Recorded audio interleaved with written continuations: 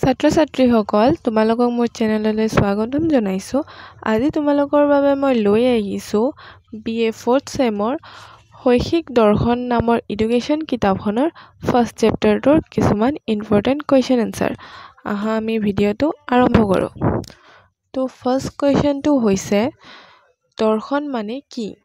এনচাৰটো হ'ল দৰ্শন মানে হ'ল মানুহ, বিশ্বব্ৰহ্মাণ্ড আৰু প্ৰকৃতিৰ মাজত সম্বন্ধ অনুধাৱনৰ এক অনুসন্ধানমূলক কাৰ্য। ছেকেণ্ড নম্বৰ কুৱেশ্যনটো হৈছে ভাৰতৰ প্ৰসংগত দৰ্শনৰ ব্যুৎপত্তিগত অৰ্থ লিখা।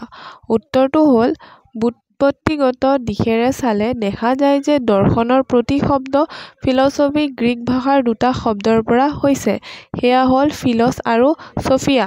ফিলছ শব্দৰ অৰ্থ হৈছে অনুৰাগ আৰু ছফিয়া শব্দৰ অৰ্থ হ'ল জ্ঞান, অৰ্থাৎ ব্যুৎপত্তিগত দিশেৰে দৰ্শনৰ অৰ্থ হ'ল জ্ঞানৰ প্ৰতি অনুৰাগ।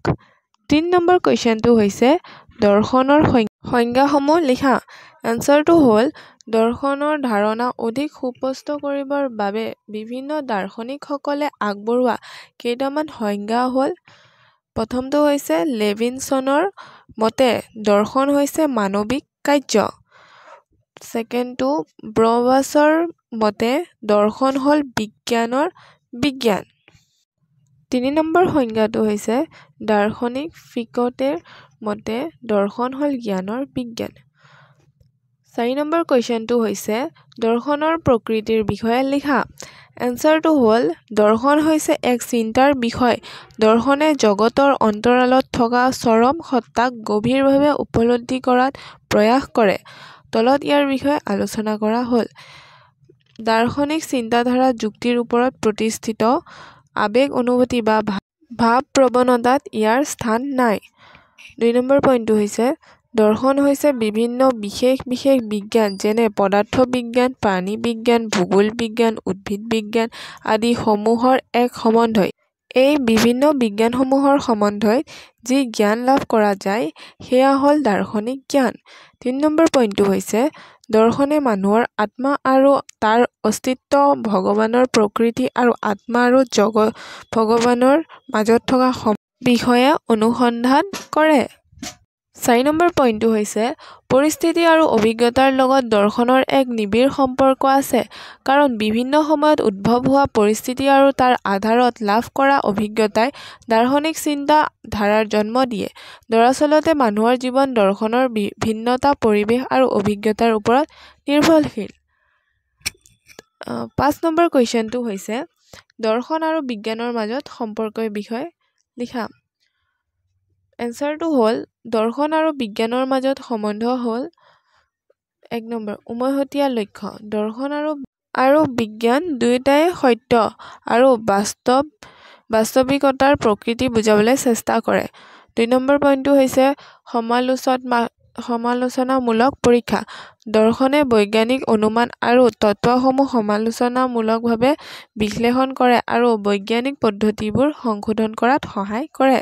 ৩ নম্বৰ পইণ্টটো হৈছে বিস্তৃত পৰিসৰ। দৰ্শনৰ পৰিসৰ অতি বিস্তৃত।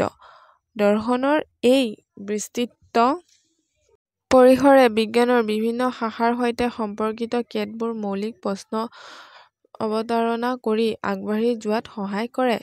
ইয়াৰ উপৰিও দৰ্শন আৰু বিজ্ঞানৰ মাজত থকা সম্পৰ্ক সংক্ষেপে তলত দিয়া ধৰণে আলোচনা কৰিব পাৰি। ফাৰ্ষ্ট পইণ্টটো হৈছে দৰ্শন আৰু বিজ্ঞান উভয়ে বাস্তৱতাৰ প্ৰকৃতি আৰু পৃথিৱীৰ পৰা ৰহস্যবোৰ উদ্ঘাটন কৰিবলৈ প্ৰয়াস কৰে। ২ নম্বৰ পইণ্টটো হৈছে দাৰ্শনিক ধাৰণাসমূহে বৈজ্ঞানিক তত্ত্ব আৰু বৈজ্ঞানিক ফলাফলৰ প্ৰভাৱ স্পষ্ট কৰাত সহায় কৰে। ৩ নম্বৰ পইণ্টটো হৈছে বিজ্ঞানৰ দৰ্শনে বৈজ্ঞানিক অনুশীলনৰ অনুমান আৰু প্ৰভাৱ পৰীক্ষা কৰে। ৬ নম্বৰ কুৱেশ্যনটো হৈছে দৰ্শনৰ শাখাবোৰৰ বিষয়ে লিখা।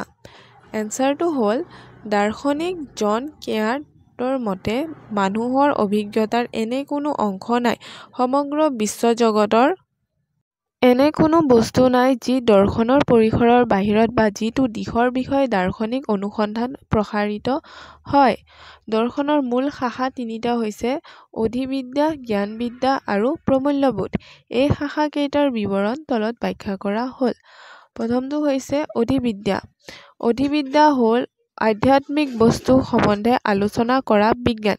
ই আত্মা, ঈশ্বৰ, জীৱন, মন, কাল, দেশ আৰু এইবোৰৰ মাজত থকা সম্বন্ধৰ বিষয়ে আলোচনা কৰে আৰু বিশ্বস্বৰূপ সম্বন্ধেও অনুসন্ধান চলায়। অধিবিদ্যাৰ ইংৰাজী প্ৰতিশব্দ হ'ল মেটাফিজিক্স। গ্ৰীক ভাষাৰ দুটা শব্দ মেটা আৰু ফিজিকা পৰা আহিছে, যাৰ অৰ্থ হ'ল যথাক্ৰমে পিছত আৰু পদাৰ্থবিদ্যা। অধিবিদ্যাৰ প্ৰধান 5টা অংশ হ'ল 1 নম্বৰ পইণ্টটো হৈছে অনাদি তত্ত্ব। এই অংশৰ ভিতৰত সৃষ্টি, প্ৰকৃতি আৰু ইয়াৰ ধাৰণাকৃত আকাৰৰ লগত জড়িত সমস্যাবোৰৰ অধ্যয়ন কৰা হয়। এই অংশই আলোচনা কৰা প্ৰধান অংশসমূহ হ'ল ক্ৰমে এই সৃষ্টিৰ সত্তা কেনেকৈ আহিল, আৰু যদি ইয়াৰ জন্ম হৈছে তেন্তে কেনেকৈ, যদি নহয় ই কেনেকৈ উৎপত্তি হ'ল, ইত্যাদি ইত্যাদি। 2nd নম্বৰ পইণ্টটো হৈছে সৃষ্টিতত্ত্ব। এই বিভাগে বিশ্বৰ উৎপত্তি আৰু সৃষ্টিৰ বিষয়ে অধ্যয়ন কৰে। বিশ্বখনৰ সৃষ্টি হৈছে নে, ই আধ্যাত্মিক নেকি, ইয়াৰ কেনেকৈ সৃষ্টি হ'ল ইত্যাদি প্ৰশ্নবোৰ এই অংশই অধ্যয়ন কৰে। 3 নম্বৰ পইণ্টটো হৈছে তত্ত্ববিদ্যা। এই অংশই চূড়ান্ত বাস্তৱ সম্বন্ধে আলোচনা কৰে। বাস্তৱ এটা নে বহুতো, নে ই দুয়োটাই এটা আৰু বহুতো? যদি ই বহুতো তেন্তে এই বহুতো উপাদানবোৰৰ মাজত সম্পৰ্ক কি? এইসমূহৰ বিষয়ে তত্ত্ববিদ্যাই অধ্যয়ন কৰে। ইয়াৰ পিছত হৈছে জীৱন দৰ্শন। এই বিভাগে উত্তৰ দিব লগা বা আলোচনা কৰিব লগা প্ৰশ্নবোৰ হ'ল আত্মা কি, দেহৰ লগত ইয়াৰ সম্বন্ধ কি, আত্মা একক নে বহুতো, ই মুক্ত নে দেহৰ লগত সম্বন্ধযুক্ত, এই সকলোবোৰ বিষয়ে অধ্যয়ন এই বিভাগত কৰা হয়। তাৰ পিছৰ পইণ্টটো হৈছে ধৰ্মমত। এই অংশই মৃত্যুৰ পিছত আত্মাৰ অৱস্থা বা পৰিণাম, বেলেগ পৃথিৱী বা বিশ্বৰ প্ৰকৃতি সম্বন্ধে আলোচনা কৰে।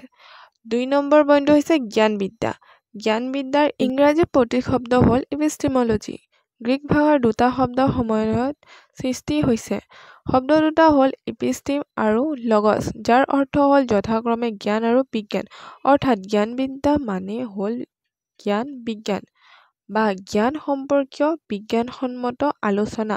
জ্ঞানবিদ্যাই জ্ঞানৰ প্ৰকৃতি, উৎপত্তি, বৈধতা তথা সত্যতা সম্বন্ধে অনুসন্ধান চলায়। জ্ঞান মানে কি এই সম্বন্ধে ই অনুসন্ধান চলায়। বৈধ জ্ঞানৰ উৎসবোৰ কি কি, বৈধ জ্ঞানৰ অৱস্থা কেনে, জ্ঞানৰ সীমাবদ্ধতা কি কি, এইবোৰৰ বিষয়ে জ্ঞানবিদ্যাই অধ্যয়ন কৰে। 3 নম্বৰ পইণ্টটো হ'ল প্ৰমূল্যবোধ। প্ৰমূল্যবিদ্যা হৈছে মূল্যবোধ বা আদৰ্শৰ তত্ত্ব।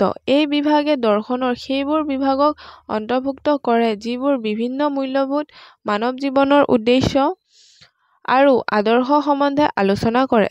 সত্য, শিৱ আৰু সুন্দৰ স্বৰূপ নিৰ্ধাৰণ কৰাই প্ৰমূল্যবিদ্যাৰ উদ্দেশ্য। তলত উল্লেখ কৰা দৰ্শনৰ অংশ 3টা প্ৰমূল্যবিদ্যাই সামৰি লয়, যেনে প্ৰথমটো হৈছে তৰ্কবিজ্ঞান। তৰ্কবিজ্ঞানে দৰ্শনত এক গুৰুত্বপূৰ্ণ স্থান দখল কৰিছে, কিয়নো তৰ্কবিজ্ঞানৰ সহায়ত সত্য বা বাস্তৱৰ প্ৰকৃতি নিৰ্ধাৰণ কৰা হয়। তৰ্কবিজ্ঞানে দাৰ্শনিক অনুসন্ধানৰ বাবে বৈজ্ঞানিক পদ্ধতিসমূহৰ বিষয়ে ধাৰণা প্ৰদান কৰে। 3 নম্বৰ পইণ্টটো হৈছে নীতিবিজ্ঞান। নীতিবিজ্ঞানে ভালৰ প্ৰকৃতি সম্বন্ধে অনুসন্ধান চলায়। মানুহৰ লগত জড়িত বিভিন্ন সমস্যা যেনে ভাল আৰু বেয়া কাৰ্য, সৌজন্যহীনতা, ভাল আৰু বেয়া আচৰণ আৰু এই সমূহৰ প্ৰকৃতিৰ বিষয়ে এই বিভাগে অধ্যয়ন কৰে। 3 নম্বৰ পইণ্টটো হৈছে নন্দন তত্ত্ব। নন্দন তত্ত্বই সৌন্দৰ্যৰ প্ৰকৃতিৰ বিষয়ে অধ্যয়ন কৰে। সৌন্দৰ্যতা আৰু কুৰূপতাৰ বিষয়ে ই বিশ্লেষণ কৰে। ওপৰত আলোচনা কৰা ভাগবোৰেই হ'ল দৰ্শনৰ প্ৰধান